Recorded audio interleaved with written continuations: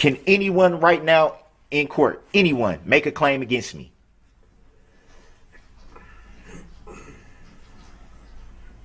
And because of that, Your Honor, the motion to dismiss should be granted based on that alone. There's no injured party in this matter.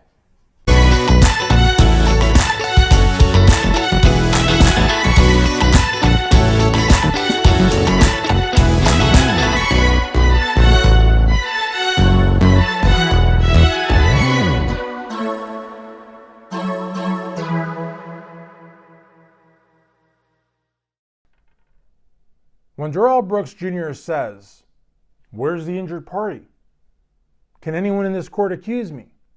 If there's no injured party, my motion to dismiss should have been granted. It not only makes my blood boil, but it really makes me think, if this guy was just spouting sovereign citizen mumbo jumbo, or if he really thought that he would somehow be freed, he'd get up, go outside, and there would be Dawn or Dr. Mary Edwards, or maybe his record label, if he even had one, I don't know. Do you guys think, this is Truth TV, where we speak truth. Do you guys really think that he thought he was going to get off, or do you think that this was just something that somebody, a friend of Dawn's or somebody, got in his head and said, "Hey, you should take this line and run with it. Take this ball and run it to the end zone, because this is your get out of free jail card"?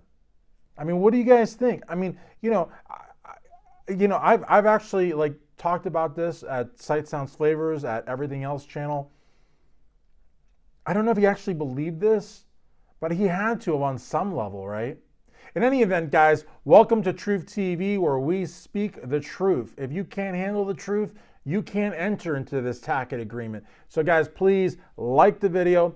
Please subscribe to the channel, ring the bell for notifications. That really, really helps. Let's try to break 100, then 200, and just keep going.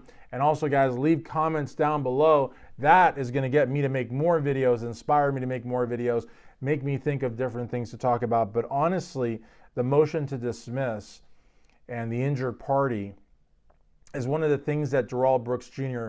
kind of hanged his hat on, almost from day one. And, well, actually not from day one. I wonder though, if when he was contemplating firing his attorneys, his state-appointed attorneys, that actually those boxes of evidence and those questions, they wrote those and they researched the law and they were going to do something. He wasn't going to be found not guilty, but they were going to put on some kind of a case because they prepared for it. So I wonder at what point in time, and even he had an attorney, a female attorney, who would a couple of times it looked like she was like put her arm on him, it was speaking encouraging words to him, really. And the gentleman also, I don't know their names, but they seemed like, public defenders are like that. It isn't that they believe someone to be innocent. That's not the point. But they want to ensure that their client has access to the law, that his or her rights are respected, that the court proceedings, are just. But I think that on a certain human level, they showed, I don't know if it's empathy, pity, something, but there was something there. So I don't know if they maybe had some sort of a disagreement, or if something they did rubbed them the wrong way, or if, again, we often look at Dawn because I don't believe he really, this is a great place for folks to leave comments if you know, because I don't know, and I'll be the first one to tell you I don't know. But I don't know that he actually spoke to Dr. Mary Edwards on the phone, because when Erica did the interview with the Norman Nick show, and she did several, and Norman actually commented on one of my videos. I don't remember if it was Sight Sounds Flavors or Everything Else channel, or if it was right here at Truth TV, but he actually left a comment, and I was actually kind of starstruck, because I really, really enjoyed the work that Norman did with Erica, with Corey, and just his commentaries throughout the trial and after the trial. So I was humbled to have a comment from the Norman Nicks of the Norman Nick show on one of my videos. But Norman, in his interview with Erica Patterson, when he's reading off the names, remember Darrell Brooks Jr. was going to have upwards of, I think, almost 20 people. and he actually read each of the names. And when it got to Dr. Mary Edwards, Erica, who has a child with Darrell Brooks Jr., who was Darrell Brooks Jr.'s girlfriend, and arguably maybe even his common law wife, had no idea who that was. So I'm inclined to believe that he probably didn't talk to Dr. Mary Edwards very much.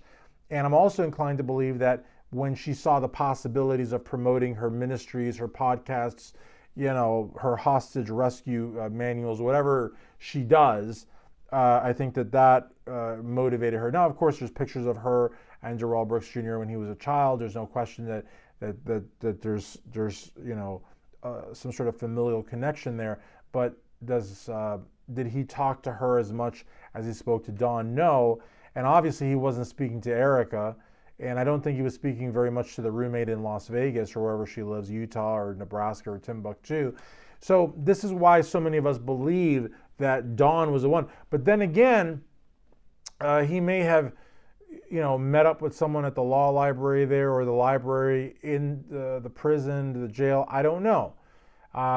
He didn't have a cellmate, I don't think, because I think that they high profiled him. So I think that he was bunked alone, if I'm not mistaken. I don't know. Maybe during shower time, maybe, he was in a communal shower type situation. Somebody was like, "Hey, Darrell, how's it going?" He's like, "Good. Can I get some of that Head and Shoulders?" And they said, "Sure." And, and when, he's putting the Head and Shoulders on, they tell him, "Hey, you should try this sovereign citizen." I don't know. I don't know how it happened. And I'm BSing here a little bit, but it's not as mainstream as you may think. For example, when I worked at the Washtenaw Public Defender Clinic, second to last semester of law school, I was at the district court level and also the circuit court level. And in a full semester, only one person, and then we're talking hundreds of cases, only one person came in with some of that sovereign citizen, writ of 18 whatever, Your Honor, I don't recognize your legitimacy. And in 1 second, the judge was, "You either recognize the jurisdiction of this court or I will put you in cuffs and you will be carted off." And it just so happened to be, it was district court, so it must have been like maybe the guy peed in the bushes or something, or, like jaywalked. It wasn't what I'm trying to say, it wasn't a major case, and it wasn't something that this person was going to, spend 30 days in, the city jail for. So they wisened up fast and they put all that to rest. But I'm just saying, out of hundreds of cases, over the course of a semester, I only saw one person try that. And so it's not that common. And so it makes me wonder, where did he find this, or who put it in his head? And I think most of us kind of like look to Dawn or somebody in Dawn's orbit, that maybe Dawn would have said, "Hey, this person knows," or "This is a very smart person," by Dawn vouching for this person, whether directly or indirectly, consciously or subconsciously. She could have done it subconsciously. She could have been talking about something and somehow mentioned this guy and said, "Oh, he's a really cool guy," or whatever, without any intention of having Darrell follow. You know what I mean? But again, somebody got in his ear to the point that he was actually, I think, believing this. And while we make fun of him here at Truth TV, he may have thought that if there was nobody in the court to, raise a claim against him, if nobody in the court identified as that injured party, because what he was after was saying that the state of Wisconsin wasn't a living, breathing person, pure sovereign citizen, that he would somehow get his motion to dismiss granted, which effectively would make him a free man. So again, classic Darrell Brooks Jr. stupidity, but did he believe the stupidity is the question I'm asking you. And hopefully we can get down to the truth, because this is Truth TV.